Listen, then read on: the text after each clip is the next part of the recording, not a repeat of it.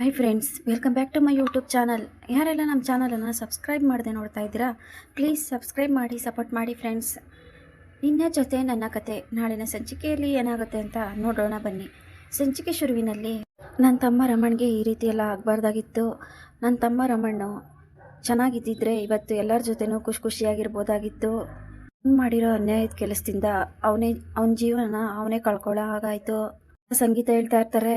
ಮಾತನ್ನು ಕೇಳಿ ದೇವಯಾನಿ ಬೇಜಾರು ಮಾಡ್ಕೊತಾರೆ. ಇದನ್ನು ಗಮನಿಸ್ತಿರೋ ಭೂಮಿ ಅತ್ತೆ ಅಂತೇಳಿ ಸನ್ನೆ ಮಾಡ್ತಾರೆ ಸಂಗೀತಂಗೆ. ಓ ದೇವಯಾನಿ, ನಾನು ಈ ಥರ ಮಾತಾಡ್ತಾ ಇದ್ದೀನಿ ಅಂತ ನೀನು ಬೇಜಾರು ಮಾಡ್ಕೋಬೇಡ, ನನ್ನ ತಮ್ಮ ಇದ್ದಿದ್ರೆ ಚೆನ್ನಾಗಿರ್ತಿತ್ತು ಅಂತ ಹೇಳ್ದೆ ಅಷ್ಟೇ ಅಂತ ಸಂಗೀತ ಹೇಳ್ತಾರೆ.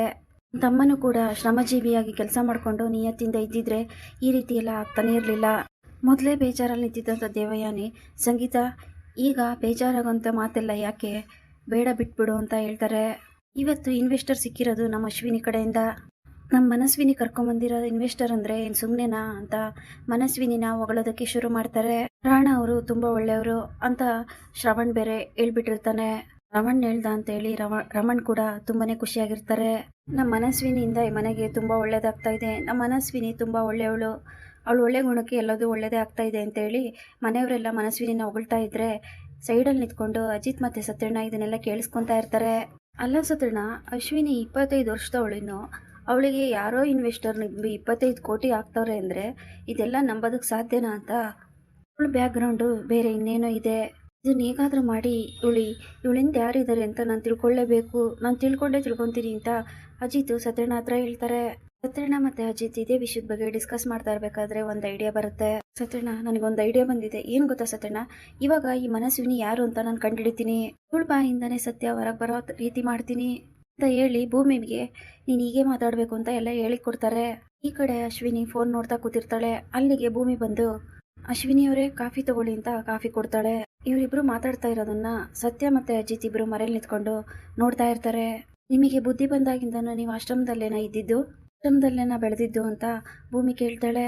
ಹೌದು, ನಾನು ಆಶ್ರಮದಲ್ಲೇ ಇದ್ದಿದ್ದು ಅಂತ ಅಶ್ವಿನಿ ಹೇಳ್ತಾಳೆ. ಅದೇ ನೀವು ಸೀತಾರಾಮ ಕಲ್ಯಾಣದ ದಿನ ಮುಖಕ್ಕೆ ಮುಸ್ಕಾಕಿ ತಾಳಿ ಕಟ್ಟಿಸ್ಬೇಕು ಅಂತ ಪ್ಲ್ಯಾನ್ ಮಾಡಿದ್ದು ನೀವೇ ಅಂತಲ್ಲ, ಹಾಗೆ ಆ ಪುರೋಹಿತರಿಗೆ ಜ್ಯೋತಿಷಿಗಳಿಗೆ ಎಲ್ಲ ಹೇಳ್ಕೊಟ್ಟಿದ್ದು ನೀವೇ ಅಂತೆ. ಇಲ್ಲಿ ನೋಡಿ ಮನಸ್ವಿನಿ, ಶ್ರವಣ್ ಸಾರು ನನಗೆ ಅಪ್ಪ ಇದ್ದಂಗೆ, ಅವ್ರ ಭಾವನೆಗಳ ಜೊತೆ ಯಾರೇ ಆಟ ಆಡಿದ್ರು ನಾನು ಮಾತ್ರ ಸುಮ್ಮನೆ ಇರೋದಿಲ್ಲ. ನಾನೀಗ ನಿಮಗೆ ಭೂಮಿಯಾಗಿ ಹೇಳ್ತಾ ಇಲ್ಲ, ಶ್ರವಣ್ ಮಗಳಾಗಿ ಹೇಳ್ತಾ ಇದ್ದೀನಿ. ಶ್ರವಣ್ ಸಾಹೇಬ್ರು ಮಗಳಾಗೋದಕ್ಕೆ ನೀನು ಸಾಧ್ಯನೇ ಇಲ್ಲ.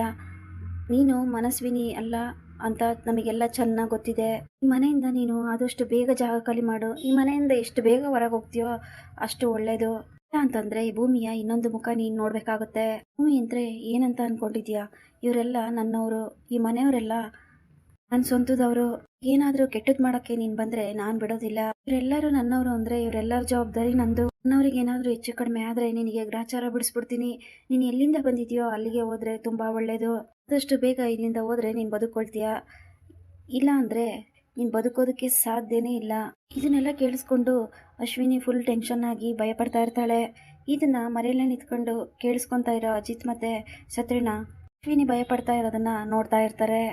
ಇಲ್ಲಿಗೆ ಈ ಸಂಚಿಕೆ ಮುಕ್ತಾಯವಾಗುತ್ತದೆ. Thanks for watching.